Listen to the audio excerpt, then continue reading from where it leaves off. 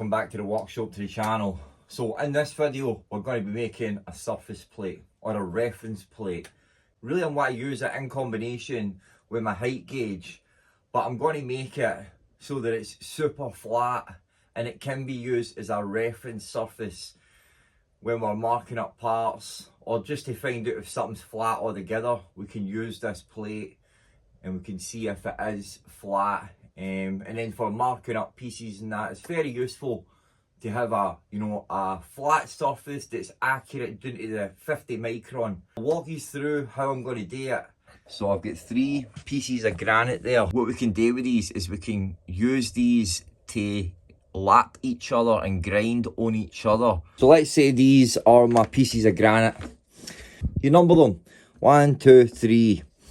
And in this middle one, I'm going to cut a cross hatch in it. And we take 1 and 2 and we lap them together. So we take 2 and 3 and we lap them together. And then you take 3 and 1 and you do that and you lap them together. And you continue that process until you've got an absolute flat surface. By using this process, you can get it pretty flat. This one here is the one I'm actually going to use as my reference surface. So what I want to do, I've got 3 slabs here. I'm going to mix up cement and we're going to cement the pieces of granite to the slab. And what that'll do is it'll just add weight and rigidity. And if there is any stresses in the stone, so as I'm lapping them, I might release tension, stress, compression. Numerous things may happen as you lap that and you're taking material away from it. So by cementing it to the stone, we will eliminate that. We will eliminate 90% of it. And what I'm going to do with these, but these are 400 by 400, so I need to cut these. But I'm going to drill into them and I'm going to put screws. I'll put screws so that they're sticking out a certain amount. And obviously we're going to cover it in cement, and then we're going to lay the granites, the pieces of granite on top of it, and we'll let them set. And once they're totally set, then we can actually start lapping them together. Here, I only paid £10 for these ones. And you can see they've been polished this side, but if we look at this side, we can actually see what the granite looks like. Unpolished sides. I only paid £10 for these. That one there, which to me is a better one, just looks better. That one I paid £20 for. You can see it polished on all sides. Alright.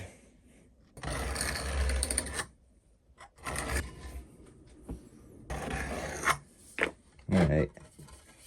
You might be thinking now, like, why not just use them as they are? You know, as a reference surface. And I did think about it myself. But when we put them on each other, you know that? So they're no flat. So nah, they ain't flat. I'll need to actually, like this one, because this one's polished, I'll need to wear it with a sander. Just to get the cement to bind to it better. So I've got this diamond cutting wheel here, and I'm going to use this.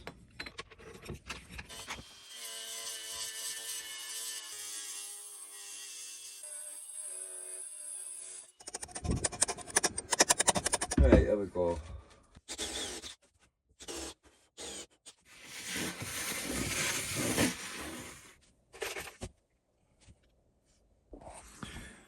I thought it was a good idea to make wee forms so we can pack the cement right to the edge and we get a nice clean line.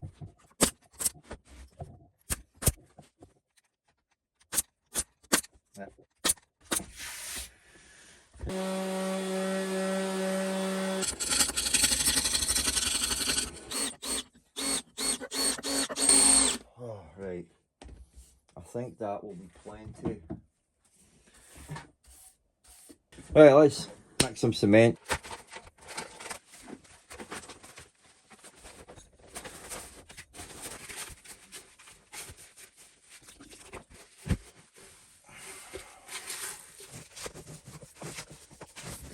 I'm just going to run a bit of wax around the edge so that the cement doesn't stick to the wood. See, that's not too much.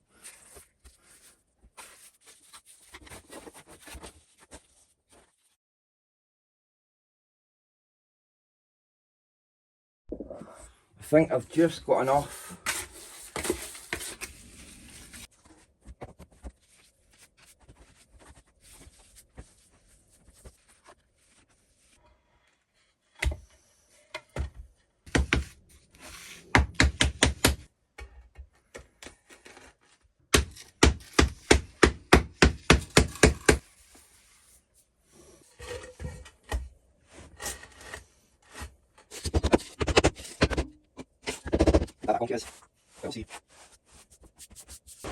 I know my bench is level, so let's see.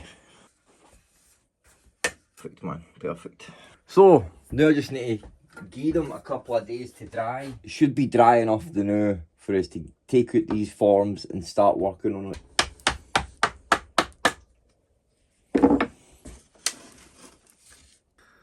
Gaps out that side, gaps on the other sides on this one. And it's probably going to be the same with that one, whereas this one I packed tightly.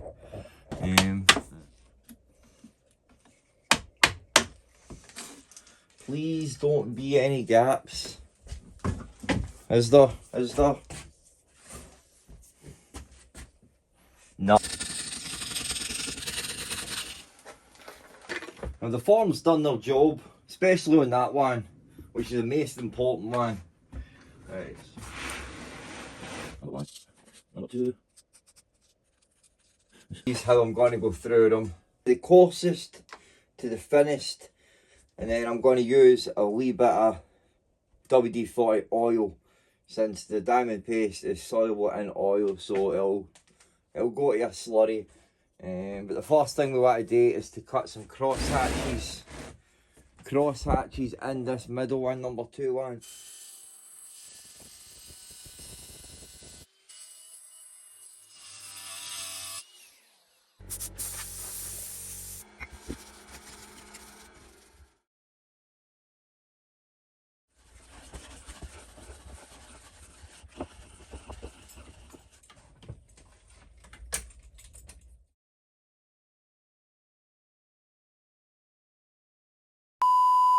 One eternity later. So we're on day 6 here. I noticed that the plates had this shape.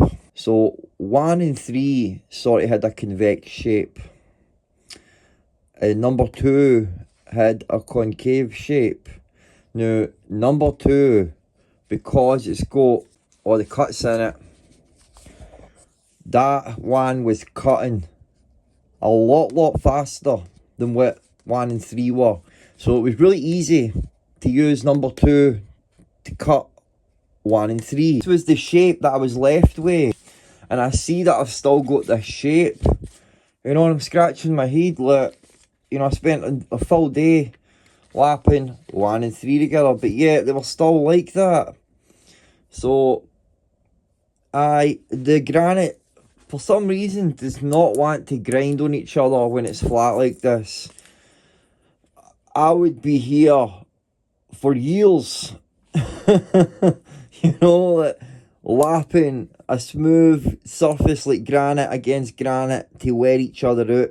It's just, it was taking forever. That will cut in, just because it's got these cuts in it. And I had thought about doing it to this one, but then I went and done a wee bit of research. Now see, when you've got a big massive granite surface, what they'll use to actually flatten that, they would use something like this that was a diamond stone. They would use a straight edge, or it wouldn't even really be a straight edge. They would use some sort of indicator that's specifically made to find the low spots and the high spots on a granite surface table, you know. So you would have some sort of precision level with an indicator here, and they can obviously, you know, move that about. They can move that about on the table you know, and then they would obviously draw up a graph, something like this, something like that, and then they would measure all quadrants. So they would measure all these kind of quadrants here. So they would make some sort of map like this, and in looking at this map, you can clearly see that in the middle here there's a hump, and at the edges are in here, and the edges are in here are lower. So, you know, they would devise for that, you know, the surface plate was used more at this side. So what they would do is they would focus on just using something like this to wear down this area here.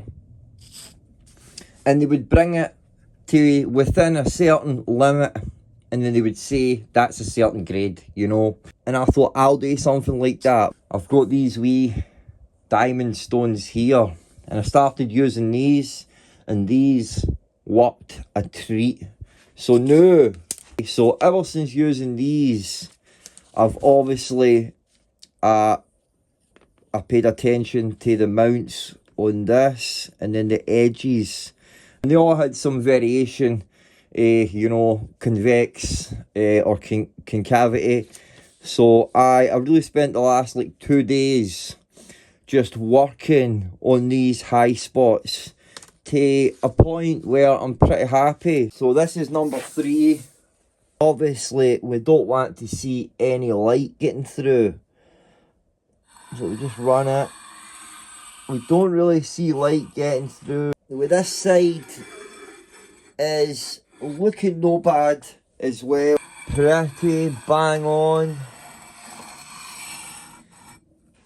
That I've manually ground these down to the point where I'm happy enough that they're flat enough. I can go back and use this one on number 1. But let's move these again. I'll show you number 1. You cannot see anything. You can't really see anything. And again, pretty happy with it, man. It's definitely made a difference. I'm definitely happy that I'm actually making progress now, you know, because for 2 days it felt like I wasn't making any progress at all. It did not change, you know what I mean? So I'm just going to go back to lapping 1 and 2 together, and hopefully we can wrap it up and get our end result with just the 1 and 2 now.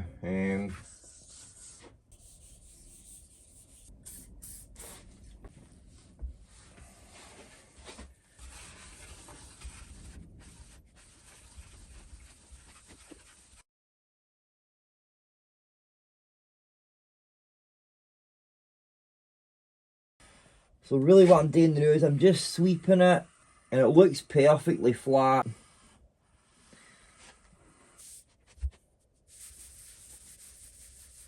Just clean one.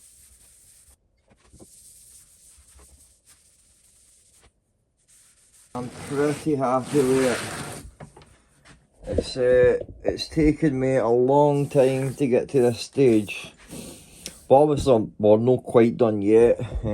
You could just leave it as if you wanted to, but I've got my diamond stones get up to 3,000, so I'm just gently gonna go through them. This one here would be good for flattening, you know, sharpening stones and that. No bother. And the reason how I know that, I'll show you this. It's warding this stone. This one, obviously you could use it to hone them years down the line. And I will just put that aside, and we'll use we'll make wee boxes for these 2. But this is the most important one. I'm just going to finish it up by giving it its last polishing. I know you got to call it polish. So I'm actually going to go around it, around the edges, because there was a chamfer on it, and there is a slight chamfer, but I can feel it's a bit raggedy, so I'm going to go around it with the stone and just smoothing it out. You should have you should have TV that way. Just with that now.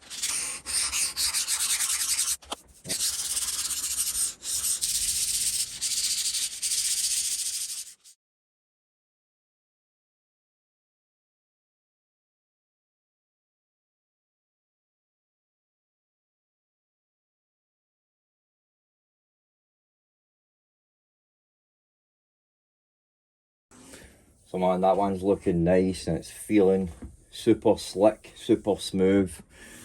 Now I need to do the same to this one. Just going to finish it off with these stones. Which with this one, I actually thought I'll spend a couple of hours and I'll try and attack the high spots, get us a bit flatter. They're definitely looking nice. Yeah, I don't know which one I like the best. You know, this one here or that one. That one looks more like a traditional one, you know. And then I've got nice round ovals on all of them, which breaks that sharp corner. So what I need to do next, I've already done it with this one, maybe just a wee bit more cleanup. Some cement that's sticking beyond the plate itself.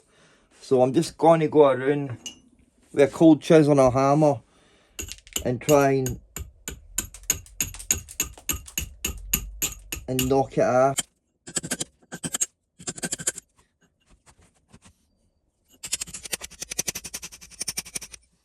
Right, there we go. See, there was a bit more on this one because the number one plate, I did do this before it went totally hard, because I was only planning to use one of them, so I had the, you know, thought I could use both of them. So I just took it outside with the angle grinder with a diamond wheel and made quick work of it. Get this one off the table now. Right. So I've got sides, and then these two bits of plywood that I can use as the bottom. Now I'll run them all through the thickness of the bottom, we can have a look.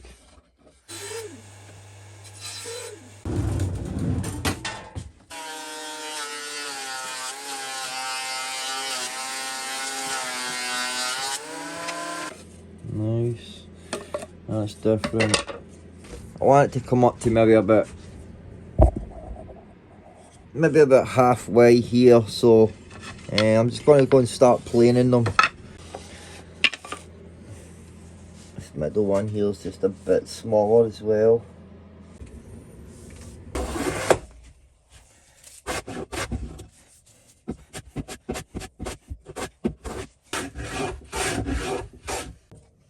Be about the same size. 7. Right, perfect.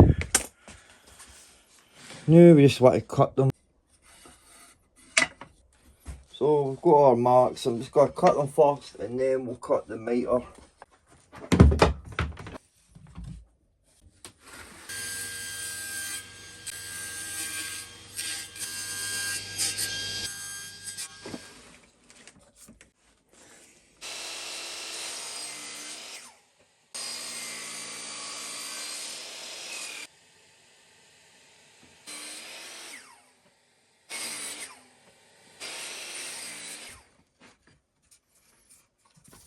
Right, nice.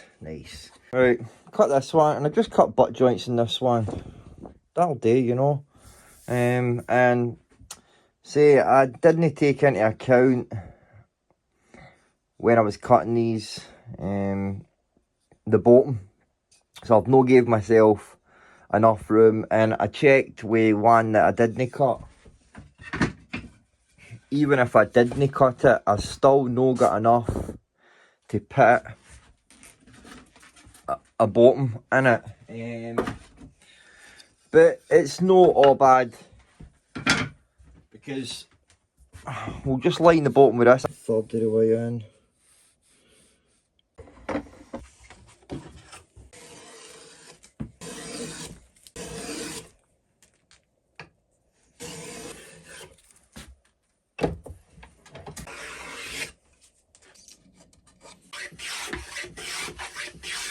pretty sweet. So I just cut some of this for the bottom.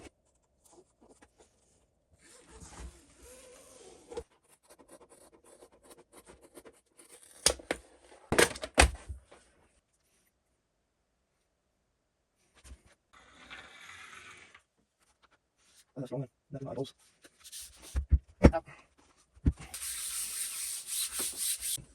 You know, the wood to wood will be good when it comes to wood glue, but I don't know about wood to, you know, concrete, so I'm going to test it.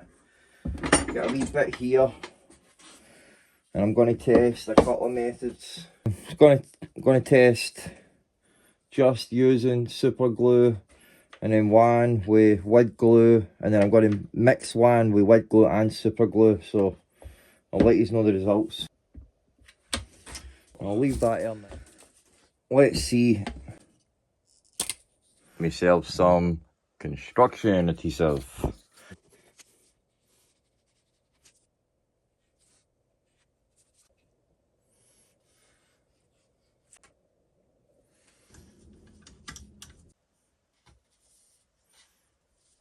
Spillage there. I'm going to put a bit of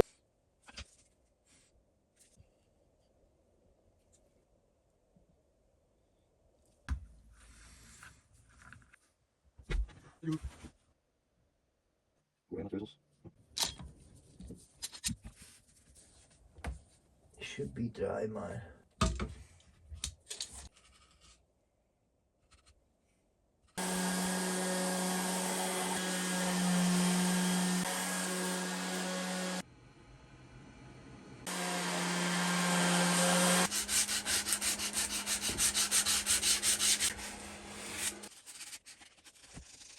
Hey, that's it, ready for paint.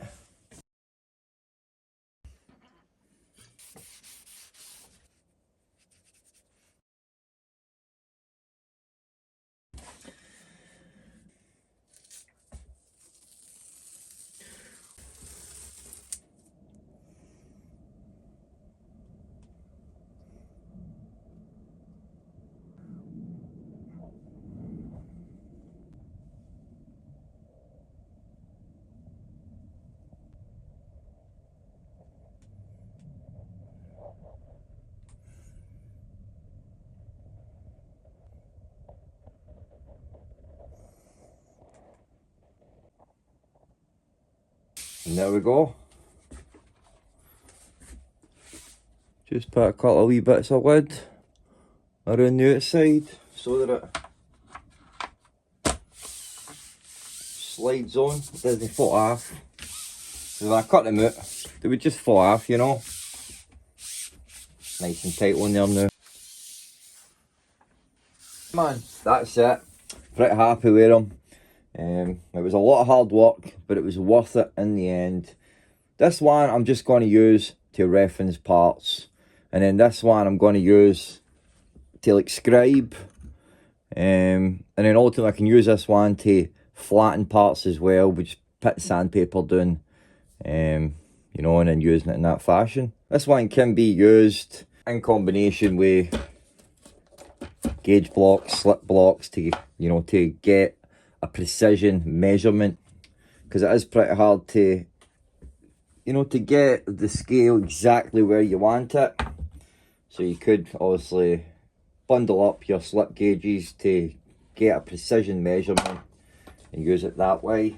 But aye, man, I'm pretty happy with them, man.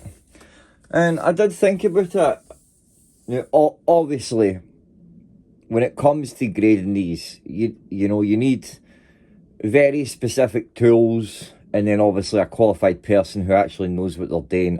So I own the Mitotoyo website here, just reading how they grade them, and obviously a lot of these tools here I've no go, but tools that I have go is a straight edge and then an indicator, so I can get a rough idea as to how flat it is and then what grade it would be. And then this is the table here, So you've got your local flatness and then your overall flatness. So the overall flatness would be, so just for what I read, but your overall flatness is like from that point to that point, you know, the overall width of the plate, and then your local flatness is like for this point, that point, that point, this point, this point, that point. So I'm going to drop a wee graph. I'll drop a wee graph, and I'll need to convert this to metric so that I can read it properly. So this is what I'm going to do. So I've got my two plates here, and I'm going to measure each point. Point to point would be your local flatness. Each point, and then overall. And then I've converted it. This is around about my size here. My size is length is 400 and width is 300. So this is what we're going here for a grade 8A, which is the best grade for your local flatness. So that would be, you know, for any one point, can it be any more than 90 microns? Overall 130. And for a grade A, so that's 150 microns. Overall 260, and then grade B is 280, and then 510. So just to let you like gauge how small these numbers are, all right.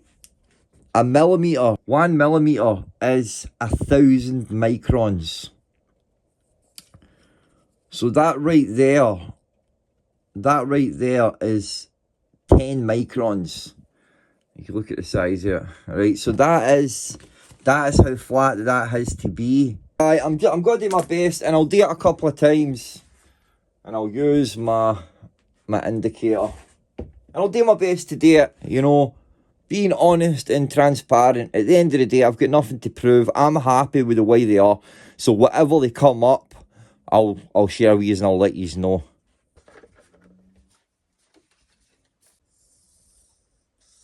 So I'm going to put the indicator on the middle, and then we'll zero it out, and then I'll take all the measurements for the middle part. So I'll start obviously here, and then I'll take all the measurements from point to point. I just need to go through them now and work out the max local flatness and then the overall maximum flatness for them. I think I'll do it again, but just so that I've got repeated data, you know. Get a far better reading with two parallels under it. Makes it far more stable. And I don't know if that's going to affect, you know, the reading I'm getting, but it makes it far more stable and, you know, accurate to get the reading for. So, got to use that.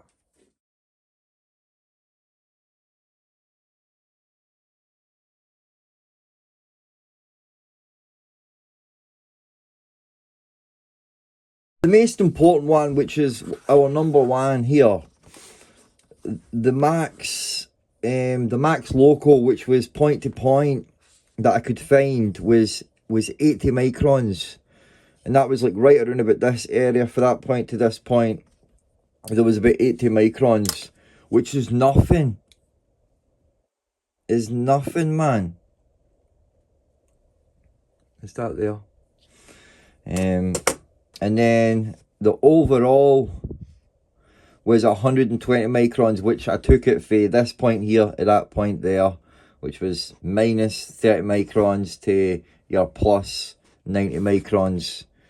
And then if we look at the chart here, so the max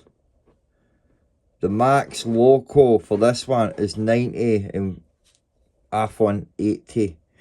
And then the overall 120, 130, you know. So at the end of the day, I'm not going to say, oh, this is a double A grade. I'm not using the right equipment. I might be interpreting the data wrong. And then if we look at plate number 2 or plate number 3, the max, which is weird and all, man. The max loco was a difference at 350 microns, which was for this point here.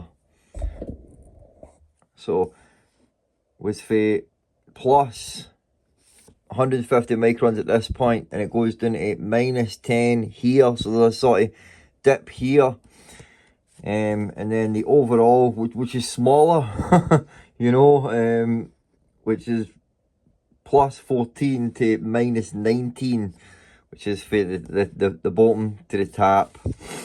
So I don't even think that would sort of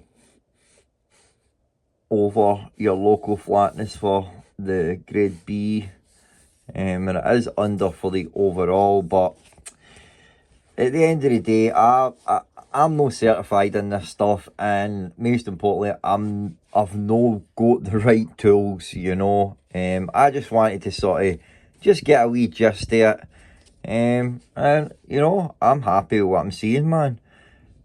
It's good enough for me and my workshop.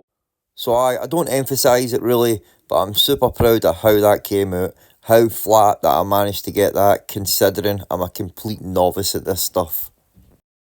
Hey guys, thanks for watching. I hope you enjoyed that process. That was a really trying, long, tedious process. It really was for me.